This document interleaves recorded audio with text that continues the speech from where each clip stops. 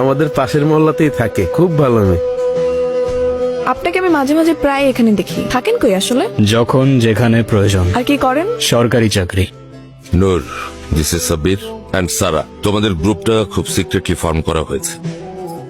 কি হইছে আফরিন, কাঁদতেছো কেন তুমি? কে ভাঙছে সব?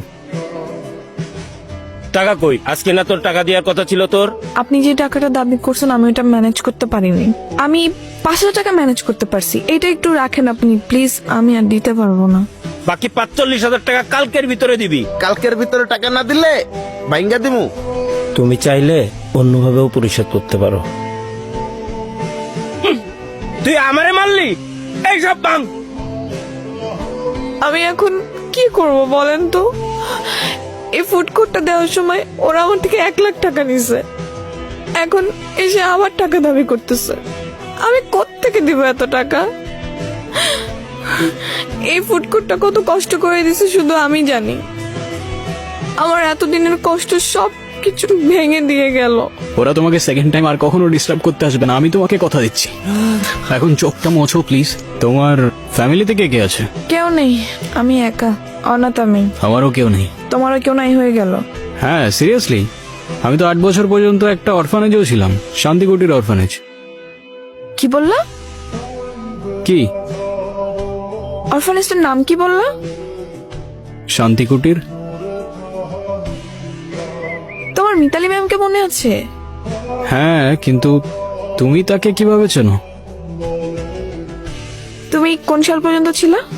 ফেব্রুয়ারি 2004 পর্যন্ত ছিলাম। ও, আর আমি 2005 এসেছিলাম, একটুর জন্য দেখা হলো না। ওয়েল, এখন দেখা হয়ে গেল।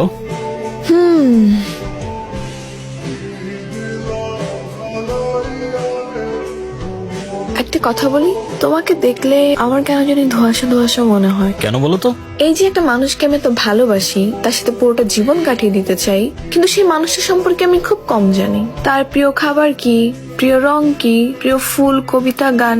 নিজেকে এত লুকিয়ে রাখো কেন? সত্যি করে বলো তো নূর, তুমি আসলে কে? মানুষ। চলো চলো। হ্যালো, কে আপনি? আপনাকে একটা কথা বলি, আমার পিছু নেওয়া ছেড়ে দিন, আপনারই মঙ্গল হবে। কে ফোন দিছিল? কি নিয়ে টেনশন করতেছো? তোমার নাম যেন কি? তোমার কথা আমি অনেক শুনেছি। You are a good man. Thank you sir. আচ্ছা, একটা প্রশ্ন, এত সিকিউরিটি কেন? আমি তো বারণ করেছিলাম। Sir we are sorry, but right now আমরা আপনার ব্যাপারে কোনো রিস্ক নিতে পারছি না। আমি আমার লাইফ নিয়ে কোনো চিন্তা করি না।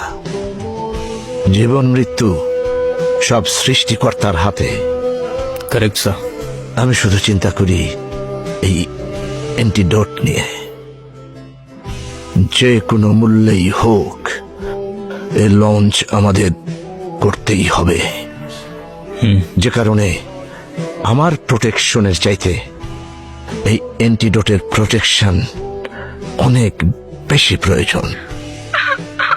হ্যালো আফরিন, কি হয়েছে? কোথায় তুমি? এখানে কার জন্য আসছে?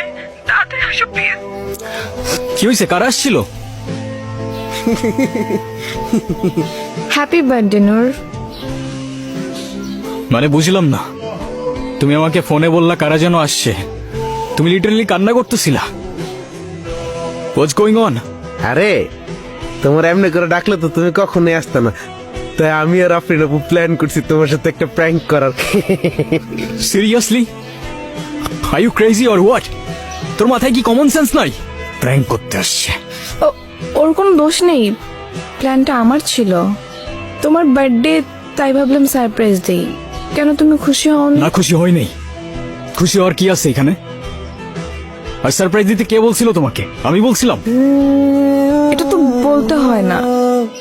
I thought it's your birthday. So what, it's my birthday, I don't care. আর আমার বার্থডে তো তোমার কি?